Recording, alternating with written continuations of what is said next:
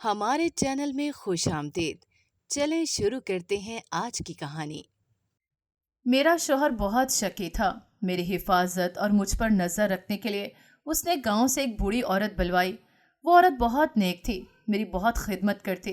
ایک دن بولی، بیٹا تو اس گھر سے بھاگ جا، تیرا شوہر تجھے مار دے گا۔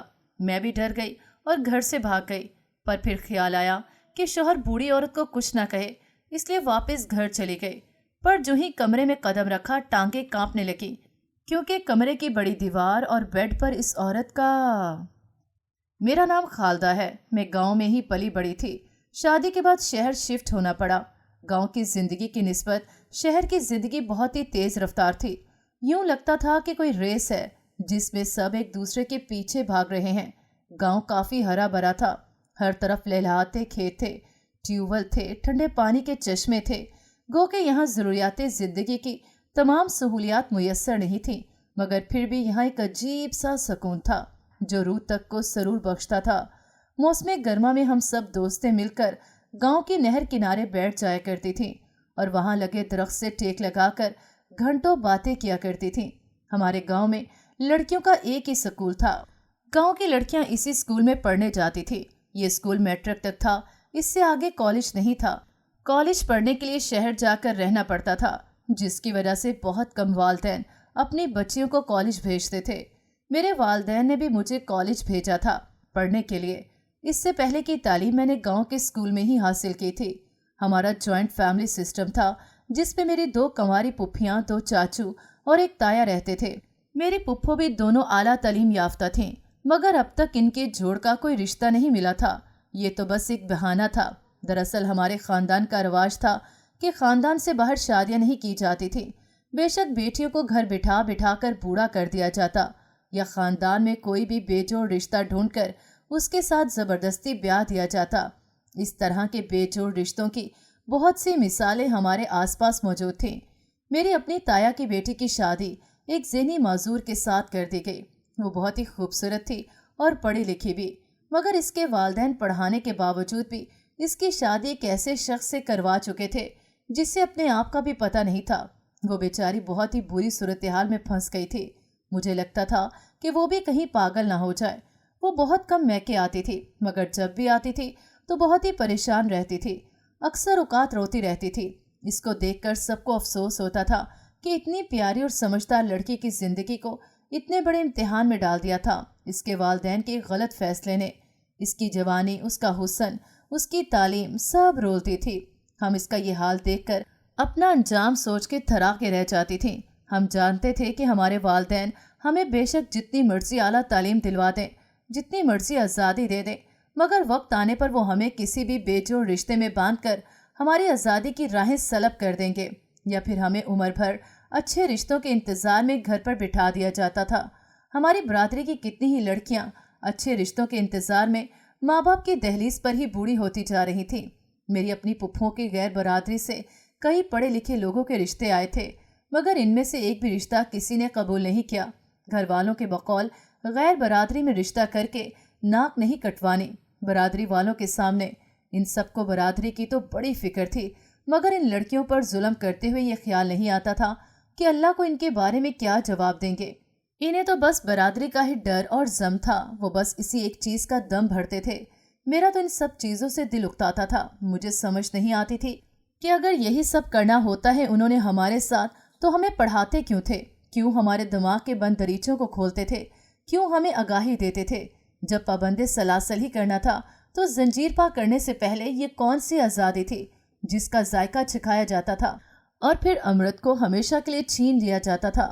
آج تک ہمارے خاندان کی کسی عورت نے اپنے حق کے لیے آواز نہیں اٹھائی تھی، اور شاید یہی سب سے بڑی وجہ تھی جس کی وجہ سے آج تک کوئی اس بےہودہ رسم کو روک نہیں پایا تھا۔ اگر کوئی ایک بھی آواز اٹھاتا تو آج یہ صورتحال نہ ہوتی، بلکہ حالات مختلف ہوتے۔ میرے بڑے بھائی کی شادی بھی اسی رسم کا شاخسانہ تھی، مگر میرے بھائی نے ایک شادی شہر میں بھی اپنی پسند کی کر رکھی تھی۔ بھابھی کی عمر بھائی سے کافی زیادہ تھی۔ جب ان کی شادی کی صحیح عمر تھی، اس وقت تو انہیں گھر بٹھائے رکھا، اور پھر بعد میں ان سے کئی سال چھوٹے میرے بھائی سے زبردستی بیاہ دیا گیا۔ بھائی کو کوئی اور لڑکی پسند تھی اور بھابھی میں کوئی دلچسپی نہ تھی۔ اس لیے وہ شہر میں ہی رہتے تھے اپنی دوسری بیوی کے پاس۔ ہمارے ہاں مردوں کو غیر برادری میں شادی کرنا منع نہیں تھا، بالکل بھی۔ بس یہ رسم و رواج عورتوں کے لیے ہی تھے اور عورتوں پر ہی لاگو ہوتے تھے، مردوں پر کوئی پابندی نہیں تھی۔ بھابھی بیچاری بہت ہی پریشان رہتی تھی، ان کا گھر بس کے بھی نہیں بس سکا تھا، اوپر سے ان کی شادی جس سے ہوئی وہ بھی ان سے لاپرواہی تھا۔ اسے کوئی فکر نہیں ہوتی تھی کہ وہ کیسی ہیں کیسی نہیں۔ میں اکثر ہی بھائی سے کہتی تھی کہ ان کا خیال رکھا کرے، مگر وہ کہتا تھا کہ یہ شادی زبردستی کی گئی تھی۔ تو میں نے کہا تو یہ خیال شادی کرتے وقت تمہیں کیوں نہیں آیا؟ تم لوگ بس زندگیاں بسانے کے نام پر زندگیاں تباہ کرنا جانتے ہو۔ ہم میں سے ہر لڑکی کی زندگی تم مردوں نے خراب کی ہے۔ میرے منہ سے اتنے باغی جملے سن کر کچھ پل کو وہ ساکت ہی رہ گیا، پھر بولا کہ تم اپنے ان خیالات کا اظہار غلطی سے بھی کسی کے سامنے مت کرنا، ورنہ انجام تم جانتی ہو۔ تمہیں اچھے سے پتا ہے کہ یہاں ہر اٹھنے والی آواز کا گلا گھونٹ دیا جاتا ہے، اور اگر تمہارے لہجے کے پیچھے چھپا باغی پن کسی کی نظروں میں آ گیا نا تو تمہاری جگہ زمین کے نیچے ہوگی۔ اس لیے آئندہ بولتے ہوئے آس پاس کا دھیان رکھنا، کہیں یہ نہ ہو کہ تمہاری آواز ہمیشہ کے لیے ہی بند کر دی جائے۔ اس کی باتیں سن کر میں دہل کر رہ گئی، کیونکہ کہہ تو وہ بالکل بھی صحیح رہا تھا، مگر اپنے دل و دماغ کا کیا کرتی جو غلط چیزوں کو کبھی قبول نہیں کر پاتا تھا۔ حالانکہ میں بھی اسی گھر میں اسی خاندان میں پیدا ہوئی تھی، مجھے بھی دوسری لڑکیوں کی طرح بے حس بن جانا چاہیے تھا، مگر میں ایسا نہیں کر سکتی تھی۔ میرے اندر کا انسان مجھے ایسا نہیں کرنے دیتا تھا۔ مجھے لگتا تھا کہ میں نے اگر اس ظلم کے خلاف آواز نہ اٹھائی تو یہ سلسلہ یوں ہی چلتا رہے گا اور ہماری آنے والی نسلوں کو تباہ کر دے گا۔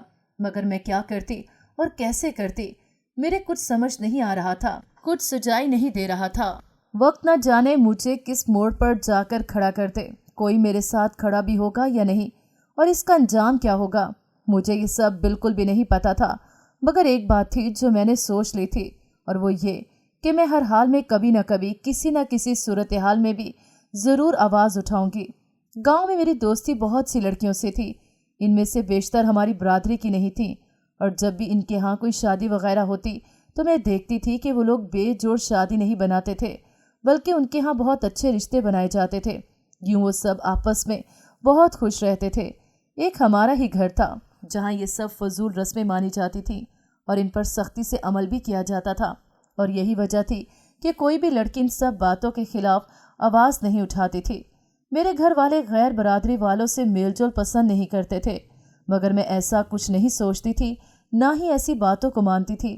اس لیے میری دوستی تو تقریباً گاؤں کی ہر لڑکی سے تھی، اور میری اماں کو میری ان دوستیوں پر سب سے زیادہ اعتراض تھا، اسی لیے وہ ان سب کے خلاف بھی تھیں۔ میرے گھر کے لوگوں کو بالکل بھی پسند نہیں تھا کہ میں ایسے لوگوں سے دوستی رکھوں جو ہماری برادری کے نہیں ہیں، مگر میں پرواہ نہیں کرتی تھی۔ اپنی دوستوں کے ساتھ گاؤں بھر میں گھومتی پھرتی تھی، اکثر اوقات نہر کنارے بیٹھ جایا کرتی تھی۔ جب بھی گاؤں کا میلہ لگتا تھا تو اس میں بھی ان کے ساتھ ضرور جاتی تھی۔ مجھے اس طرح زندگی جینا بہت پسند تھی۔ میں انسانوں کو انسان ہی سمجھتی تھی اور ان سے انسانوں والا ہی سلوک کرتی تھی۔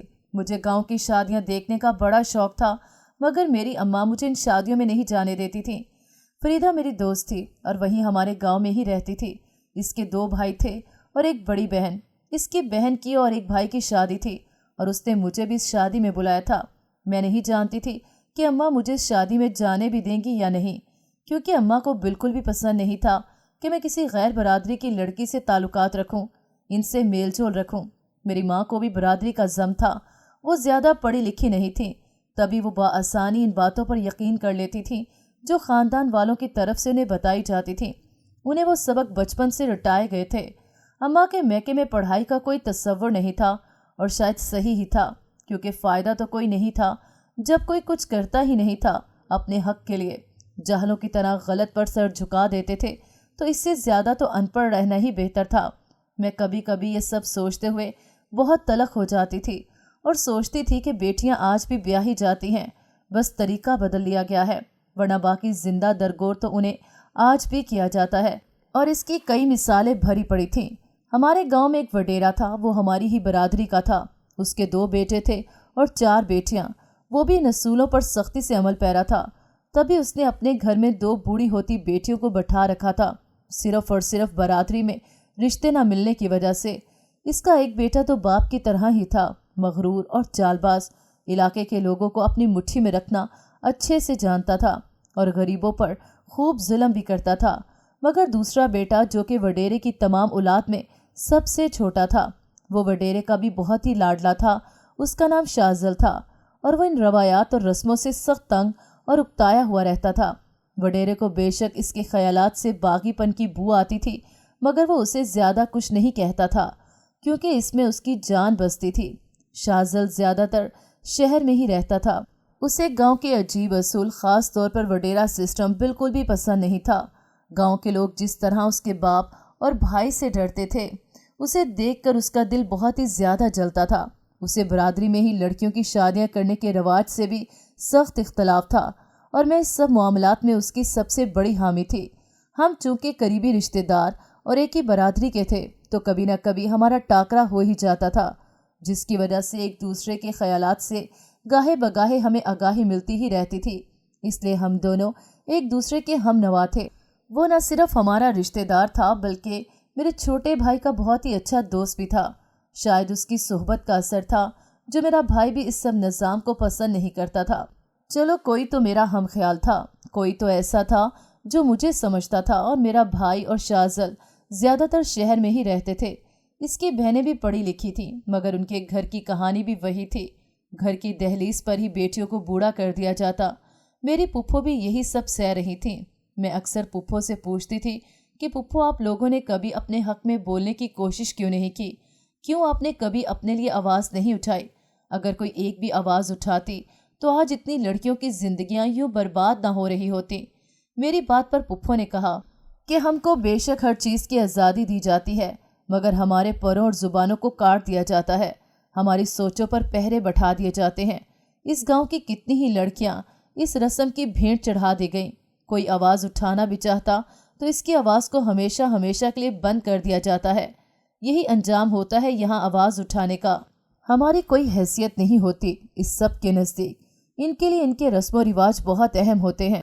पुप्पो की बातें सुनकर मैं बहुत ही अफसुर्दा हो गई थी, क्योंकि वो तो कह तो बिल्कुल ही सही रही थी। मैं अब बरमला अपने ख्यालात का इजहार करती थी, जिस पर भाई मुझे बहुत समझाता था कि मैं ये सब करके अपने लिए मुश्किलात खड़ी कर लूँगी, क्योंकि यहाँ सच बोलना ही शायद सबसे बड़ा जुर्म था।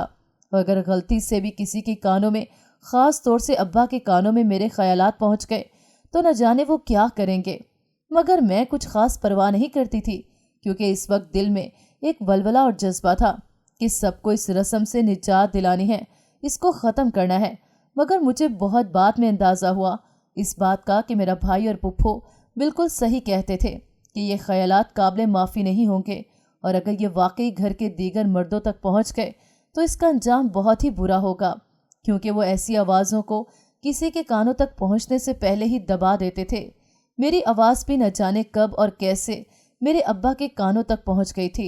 उन्होंने फौरी तौर पर इसको दबाने की कोशिश की, और इनकी ये कोशिश किस हद तक कामयाब रही ये आपको मैं इस कहानी के इख्तिताम पर बताऊंगी। अभी तो आपको मैं वो एहतियाती तदाबीर बताऊंगी कि जिनको अपनाकर हमारे गांव में हर उठने वाली आवाज़ को दबा दिया जाता था। मगर जब एक बार किसी के दिमाग में शऊर जाग जाता है तो उसे ख़त्म करना मुश्किल ही नहीं बल्कि नामुमकिन हो जाता है। मेरे घर वालों ने भी ये कोशिश की थी और मुझे बहुत ही बुरे हालात में पहुंचा दिया था। तभी मुझे अंदाज़ा हुआ कि ये जद्दोजहद कोई आसान नहीं है, एक आग का दरिया था जो पार करना था मुझे। एक दिन अम्मा ने मुझे कहा कि मुझे तुमसे कुछ बात करनी है, काम से फारिग होकर मेरे पास आ जाना। मैं जैसे ही कामकाज से फारिग हुई तो अम्मा के पास चली आई। अम्मा ने मुझे बैठने का कहा और फिर बोली कि मैंने तुम्हें इसलिए बुलाया है कि अब तुम बड़ी हो गई हो और घर बार संभालने के काबिल हो गई हो, तो तुम्हारे अब्बा चाहते हैं कि तुम्हारी शादी कर दी जाए, इसलिए उन्होंने तुम्हारा रिश्ता पक्का कर दिया है। अब बस तैयारी करो, हम जल्द ही तुम्हारी शादी करके तुम्हें रुखसत कर देंगे। अम्मा की बात सुनकर तो मैं शुश्तर रह गई थी। यूँ अचानक इस फैसले की आखिर क्या वजह हो सकती थी, और इन्होंने किससे मेरा रिश्ता तय किया होगा? कौन होगा वो? कोई शराबी, कोई ज़हनी माजूर, या फिर कोई जवारी? मेरा यूँ अचानक तय होने वाला रिश्ता मुझे हैरत की गहराइयों में डुबो गया था। मुझे समझ नहीं आई कि यूँ इस तरह अचानक से मेरी शादी तय करने की क्या वजह थी। अभी तो मुझसे बड़ी लड़कियां घर पर शादी के लिए मौजूद थीं, मगर उन्हें छोड़कर मुझे क्यों चुना गया? अभी तो मुझे ये तक नहीं पता था कि मेरी शादी किससे की जा रही है। तभी मैं थोड़ी उलझन में थी, मगर मेरे हवास तो तब उड़े जब मुझे भाभी ने बताया कि मेरा रिश्ता मुझसे डबल उम्र के एक शख्स के साथ तय किया गया है। और जब उन्होंने बाकी तफसीलात बताई तो मुझे पता चला कि ये तो वही शख्स है जिसकी बीवी कुछ दिन पहले ही इसके जुल्म सह सह कर इस जिंदगी से हार मान गई थी, और अभी उसकी वफात को चंद दिन ही हुए थे कि वो दूसरा बर ढूंढने निकल गया और एक जालिम शख्स था। और ये बात सभी जानते थे, मगर फिर भी सब जानते बूझते मेरी शादी उससे तय कर रहे थे। मैंने सारी बात जानकर घर वालों को इनकार करना चाहा, मगर अम्मा ने मेरी इस कोशिश को नाकाम बना दिया। मगर मेरा इरादा हरगिज भी इस तरह की ज़बरदस्ती शादी के बंधन में बांधने का नहीं था। तभी मैं जितना एहतजाज कर सकती थी मैंने किया। तभी मुझे पता चला कि मेरी इतनी जल्दी शादी करने के पीछे आखिर वजह क्या थी। दरअसल न जाने कैसे मगर अब्बा तक मेरे ख्यालात पहुंच गए, और इन्हीं ख्यालात को सुनकर उन्होंने मेरी शादी इतनी जल्दबाजी में तय कर दी थी। उन्हें डर था कि कहीं मैं इस बागीपन की हवा में बाकी लड़कियों को भी अपने जैसा न बना दूं। उन्हें डर था कि अगर इस घर से इन रवाजों के खिलाफ एक से ज्यादा आवाजें उठी तो वो हरगिज उन्हें रोक ना पाएंगे। इसलिए उन्होंने चुपचाप ही इस पहली आवाज को ही रोक देने का फैसला किया और इसका हल शादी निकाला।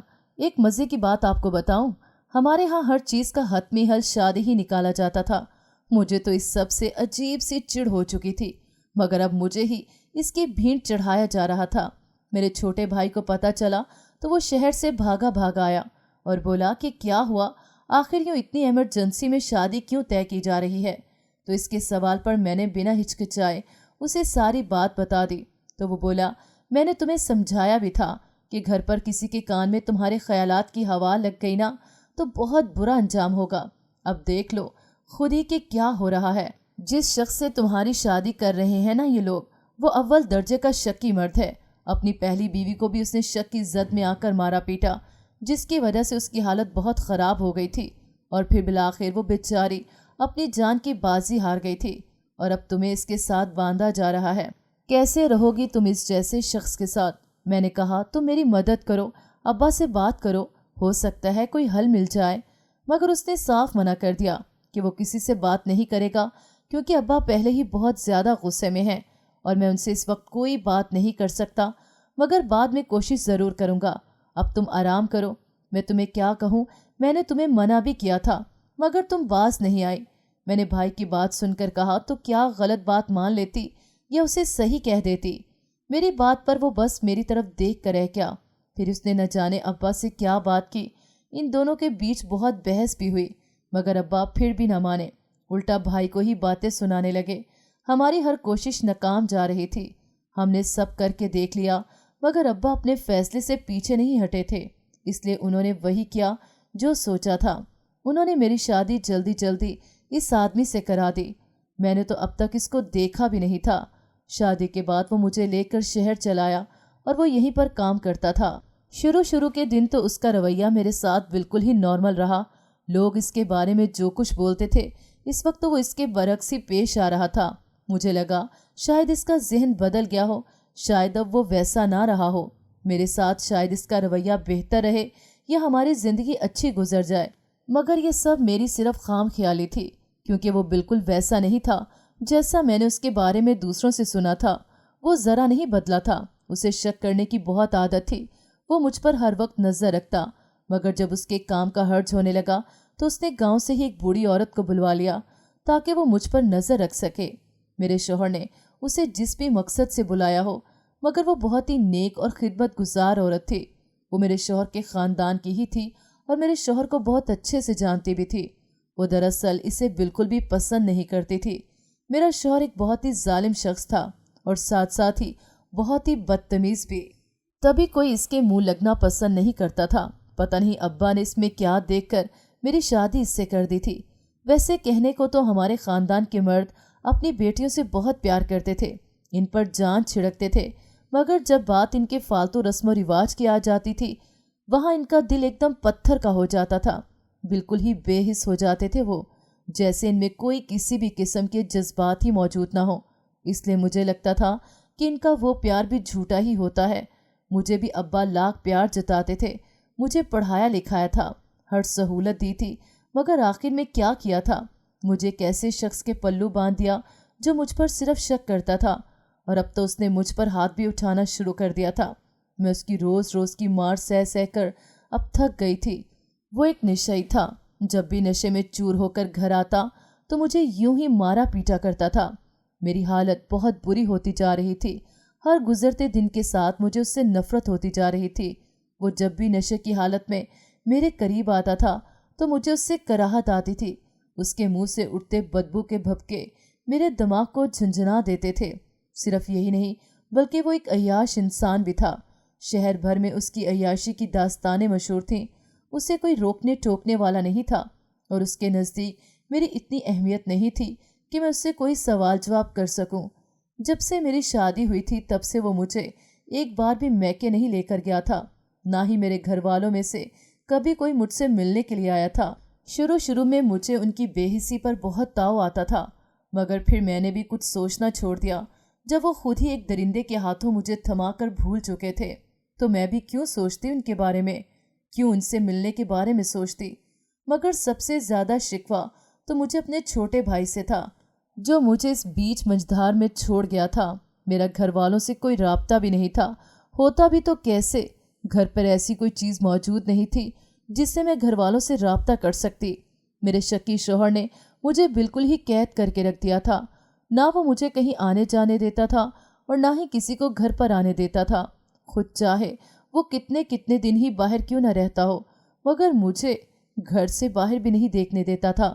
اس لیے میں نے بھی ہر کوشش ترک کر دی۔ میں جو ان رسم و رواج کو بدل دینے کی دعوے دار تھی، اب بالکل ہی ختم ہو کر رہ گئی تھی۔ وہ امنگ، وہ لگن تو جیسے میرے اندر کہیں سو گئی تھی، جیسے میری آنکھوں پر سجا ہر خواب ٹوٹ کر بکھر گیا تھا۔ میں جو اب بدل دینے کے دعوے کرتی تھی، پہلے ہی مرحلے پر ہار بیٹھی تھی، اور اس بری طرح ہاری تھی کہ دوبارہ کھڑے ہونے کی ہمت نہیں کر پا رہی تھی۔